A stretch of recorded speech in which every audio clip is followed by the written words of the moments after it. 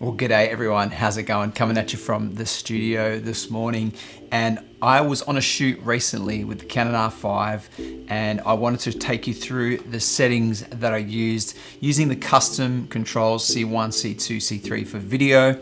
And yeah, I just wanted to show you how I had the camera set up and how I was using it on that shoot. And I think you're gonna get a lot out of it because it was kind of a fast-paced run and gun type shoot, and I needed to know exactly what settings I was using, at any given time, and I needed to be able to switch quickly between different settings like 50 frames per second with 100 shutter speed, and switch down to 25 frames per second with a 50 shutter speed, and make all the corrections that went along with that. So let me take you through that. Let's jump to the back of the camera and I'll take you through those settings.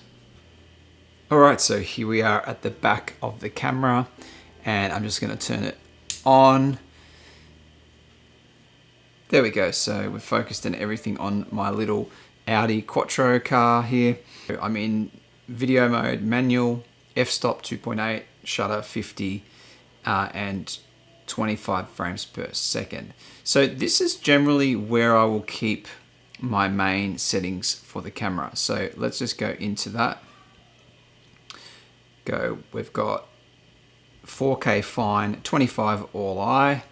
That's kind of my main shoot settings. Anything less than a long form interview, I'm going to be shooting in these settings. It's going to give me 25 minutes of record time before it decides to overheat. So I know I've got a good amount of time to go with this. So ISO is always going to be at 400, and let's just go into the menu system and check out my settings for C-Log. Canon log, I'm always going to have it on, and view assist, I'm always going to have that on as well. That just lets me see what the footage is going to look like. If I turn that off, for example, and show you just hitting the shutter button to get back out, this is my log image, and I want to always see that with a look applied. So that's where I have my view assist on, back out again with the shutter, with the half shutter press, and this is my footage with the look on. Now that doesn't change anything to do with the histogram, but it's always good to have that. So this is kind of the settings I run with this. Now I've set all that up. If I say change this now to 5, let's say I change it to 10. Okay, so F10. Now if I turn the camera off, I'm just going to cycle the power to show you what happens here. Turn the power back on. You'll see that it holds my settings. So I've got it set to hold my settings. So anytime that I come out of this manual setting that I have, back to 2.8 now, see the focus as well has come off. So it holds my focus settings here in manual. So I want to go back to autofocus, set the focus there, and go to manual. So that holds all the settings except focus. Now, when you're running with autofocus, obviously autofocus holds without any problems at all. So that's all good. So now what I want to do is I want to look at my C1, C2, and C3 settings. So what would I have these set to on a run and gun shoot where I'm looking to capture some different frame rates, or I'm wanting to get an interview plus some 50 frames per second content. So how would I have that set? Also considering that this camera will overheat eventually in the 4K fine, well then how do I navigate that? So this is kind of how I run the camera. So if I hit mode now and go into C1, and I'm going to show you what I have here. These are my settings for C1. I'm 50 frames per second in 1/100 shutter, again f2.8, again ISO 400 because I'm still in my log settings. So if I just go into menu, you see here my movie record quality is 4Ku. Depending on what shoot I'm running, I'll have either 4Ku or 4Kd, 50, and IPB. If I'm doing a run and gun shoot, I'm shooting in IPB, generally speaking. If you want to get more quality, definitely shoot in all eye. But as you can see here, record time 131 compared to, oh, it's not giving me any in that mode. Let me just quickly switch out the cards so that I can open up more settings here. So All I will give me 4K U All I will give me 3 hours and 40 minutes on this card.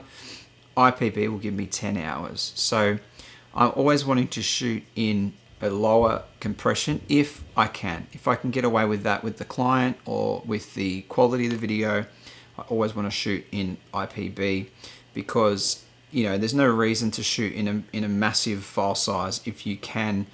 If IPB is going to hold up and that's going to be fine, then there's no reason to shoot in a massive file size. You just deal with bigger files and you have to store more footage. So just the IPB out of this camera is really good quality as well. So just shoot in that. Then you want to go into the log settings. I'll show you what I do for Canon log. I have that on. I have view assist on, neutral, camera color profile 000 and BT 709. That's my main go-to settings for that. White balance, if I'm doing an interview, I'll set it because I can control the lighting. But if I'm shooting run and gun and doing B-roll, I'll always shoot in auto, generally speaking. So sometimes outside I might put sunny on if auto's wigging out a little bit with blues and highlights and things. But generally speaking, I'll be in auto white balance and not W. I'll use just AWB, not AWBW. So this is obviously ambient priority or white priority. Generally speaking, in a scene where there's no white, then ambient priority is going to be better. So that's why I keep it to ambient priority. So back to menu. So that's my C1 setting. And that's really good. I think I've got on this I think I've got the movie digital IS on. And I also have the IS on the lens if that's available as well. So that's my C1 setting, 50 frames per second. So when I switch to manual, there I've got my 25 frames per second setting, 4K fine. Then in C1, I have my 50 frames per second full 4K setting.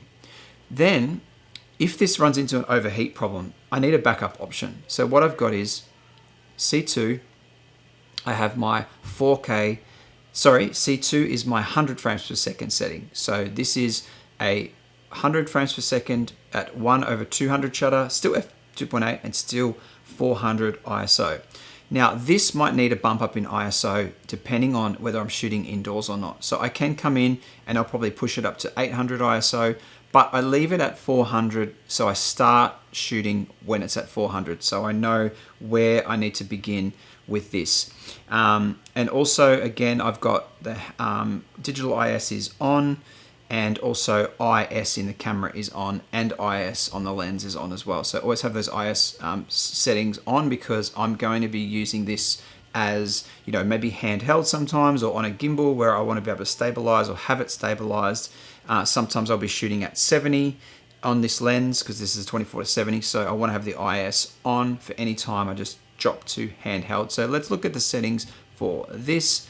Movie cropping is off, high frame rate is enabled, movie record size is 4Ku because this client wanted that, the regular 4K, 100 frames per second and in all I. So that's going to give me a 2-hour-ish record time. So that's not bad at all. Oh, actually, let me just check how much I've got on this card. Maybe I need to format this card as well. Let's have a look. Okay, so I've got 262 gigabytes already on this 2 terabyte card. So that would actually give me over 2 hours of footage. So that would actually give me over 2 hours of footage. Let's have a look now at that. And go to Q. Go to menu, movie record size. So 2 hours, 18 minutes of footage in 100 frames per second, 4K. That's pretty cool. So anyway, the third setting I have is C3 is a really, really important setting. This is 25 frames per second crop. Now this is what I use for interviews. So yes, it's cropped, but the good thing about it is it's not a drop frame 4K. It's actually cropped in on the sensor. So it's still true 4K when you're talking about a 45 megapixel sensor here equivalent. So it's still 4K. And it crops in, yes, but I can reframe if I'm in an interview scenario. I can just reframe. So here we're looking at the driver of the Audi, and so that would mean I have to put the camera back, another meter or so to get the same framing, but it still gives me a beautiful 4K image. Now, the beauty of this image is it doesn't overheat. So I've got it set 25 frames per second, 1/50, f2.8, and 400 ISO. That's going to be my settings locked in. I'm not going to change that for any reason. If I need more light, I'm going to light the scene more.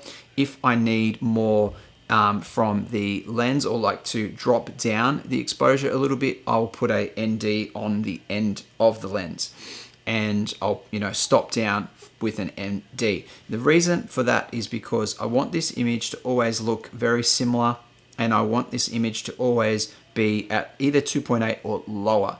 Right now on this camera here that I'm shooting this on, I'm actually shooting this on a 1.4 lens. So this lens sometimes will be on my A camera on the R5, which is the F1.4 L series Canon lens, just the EF version, and I've got an adapter onto the RF, or if I'm running it on the R, I've got an adapter. So that's the lens I'll generally use for interviews because I can get that 1.4 depth of field. The autofocus is great, so that's where I will utilize that. Now, the reason for that is because I want to get the similar framing to all my shots and all my shoots, so I get a similar look to my interviews out of the box each time. So that's my interview setting. So say if I was in a scenario where, let's go back to M here. Say if I was in a scenario where the camera decides that I'm in 4K fine, I'm shooting, or let's say I'm in 50 and I'm shooting, let's just go back to that. Let's say I'm in C1 mode, 50 frames per second, I'm shooting, and the camera throws me an overheat warning. What I would do then is I would jump to my C3, and I would drop back to 25 frames per second for a little bit if I wanted to keep shooting. So that would be the way I do it. I would probably finish out that scene on 50 frames per second, but then drop back to 25 frames per second. And then I would go back into manual mode, and I would turn off the 4K fine, or I would just continue to shoot in crop mode. So that's kind of what I would do. In a scenario where I'm in an interview, then I would always be in crop mode anyway. So I would be shooting in this mode anyway. So let me just quickly take you through some of the other settings, back to manual mode here. Some of the other settings that I use in the menu here. So sound recording, I would always have in manual. The ISO speed settings, I don't really change from 400. I set it to 400 and I am done with that because I want to get the best possible native ISO setting for the camera. White balance, auto white balance, as I said before, and Canon log is always neutral, BT709, and I don't apply any characteristics to that. Lens aberration correction is on for the particular lens. Always have that on if it's available. The high ISO speed noise reduction, I have it off. I don't use that because I'm not pushing the ISO ever. Maybe I'll push up to 1000 in a certain scenario, but usually I use NDs and light the scene appropriately. So the other settings is these ones aren't important. Image stabilization mode, digital EOS I have off for the 25 frames per second interview setting because I don't need to worry about that for interviews, but for everything else I have it on. Any B-roll I'm doing, I have that on. So the shutter button function for movies, I have that set to half press is a meter plus the servo autofocus, and full press I have it off. I don't like it when I press it and it accidentally presses that it records, so I have that off. The metering time is 8 seconds. Shooting info display, I have all these settings on. I've got my screen info settings. I've got histogram. These are what I can scroll through using my info button. The VF info display, I just have those three settings for the viewfinder info display. Grid display I have off. Histogram display, I base it on brightness. That's the way that I do it. I don't necessarily worry about the colors. Just want to make sure I've got everything in correct exposure, and I have it as a small display size so I can run it while I'm framing up a shot, that kind of thing. My focus distance display is only in manual function mode, and it's in meters. So I have that on when I'm in manual function. So if I switch to manual now, you'll see focus info display pops up on the screen. So I have that on. And the VF display format, I use the large display format for the viewfinder. So that's pretty more, one more setting here. Overheat control is on always. I want to know what's happening, and I want it to give me that warning before it shuts the camera down. It has flagged the warning a few times, but I've never had the camera shut down on me at all. HDMI display is not a worry unless I'm connected to a Ninja or something, external recorder. And time code set to camera time. So the camera time will be used, so usually I use that, but I don't generally run time code unless I'm running two separate cameras or out via HDMI to two separate streams or feeds, so that's not important.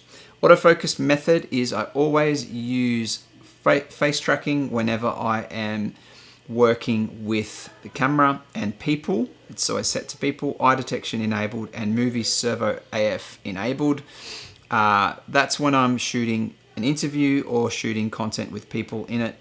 Otherwise, I'll have it set to 1.AF, and then I can just touch where I want it to focus and record. Sometimes that jumps around for me, especially in B-roll, so I'll switch between this and manual. So I'll have this as my main setting. I touch to focus, and then I can flick to manual to shoot something, or I'll keep it in manual and shoot in manual. So that's that. Peaking settings I have on, I like red, so I have it set to red, and the level is high. That's for manual. What else have I got here? Focus guide is on. Always have that on. That's that little box with the triangles that you see. So I like to have that on. If I go to manual, you'll see there's that little box with the triangles. When I change the focus, it jumps away. When I increase the focus, it locks on, green. So I like to have that on. These settings I'll leave out for this time around, but let's go into these settings here. Number one here. So record function card select. This is where I have it to record and play to my CF. Actually, this isn't set that way, but I will set it that way now. Record and playback to the CF, and then that was set the right way.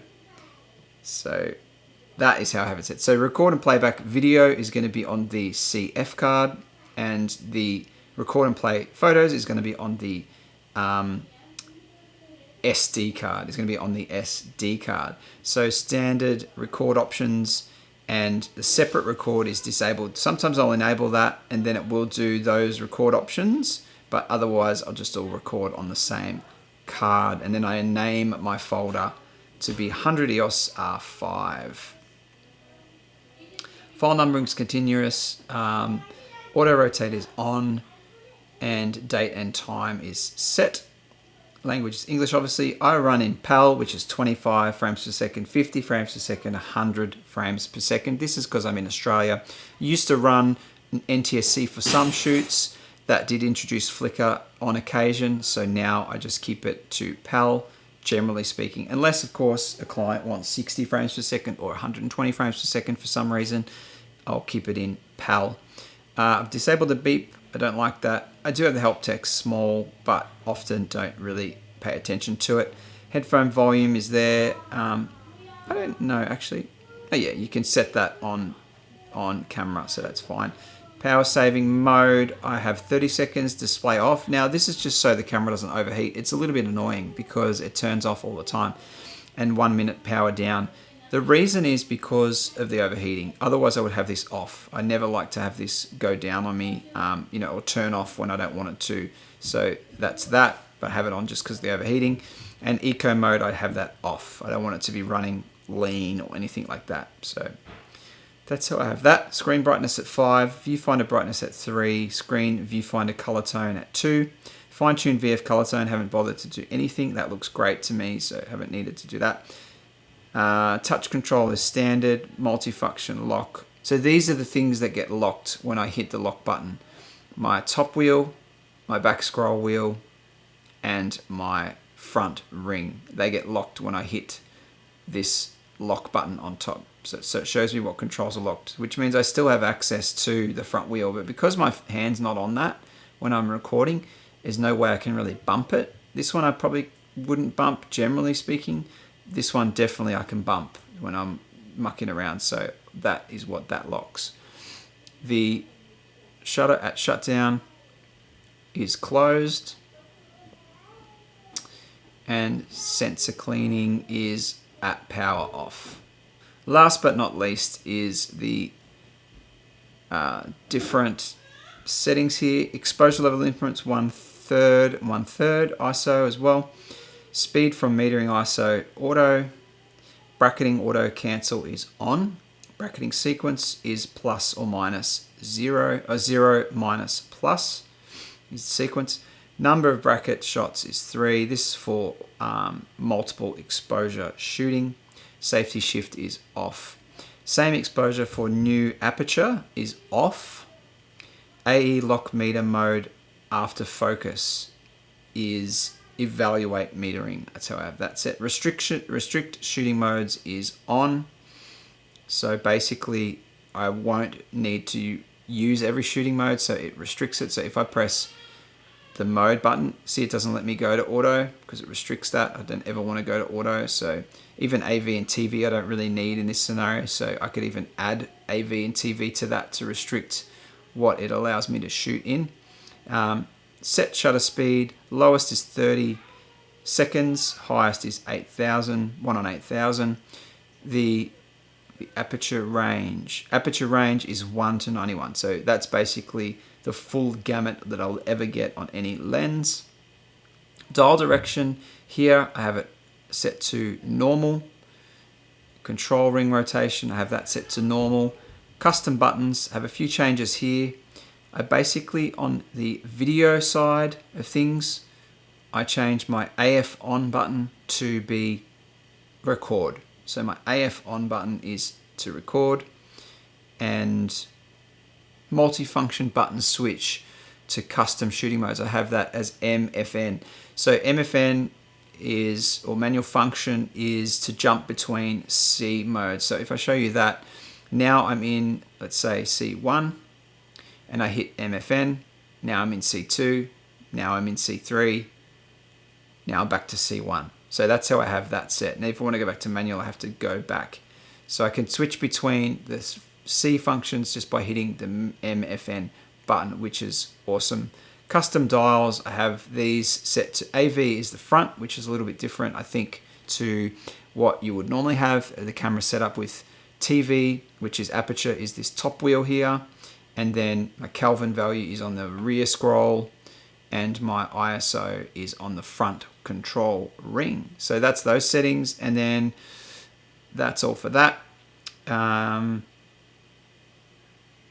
Release shutter without lens is on. The reason is because I have to have that for a manual lens. Retract lens on power off is on, so that the lens comes back before, if I just finish, when the lens is extended, it will come back. Audio compression is off. I don't want it to compress the audio. Cropping information is off. Don't need that on. And that's it. That is pretty much how I have the camera set up, how I use it in the C1, C2, C3 modes for different shoots.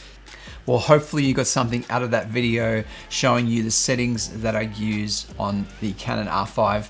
And if you did like the video, make sure you give it a thumbs up, hit the subscribe button for more content coming up, and check out some other videos I've done on the R5 too. I'll link them at the end of this video. All right, well, thanks again for watching. We'll see you in the next one. And remember, never stop creating. Bye for now.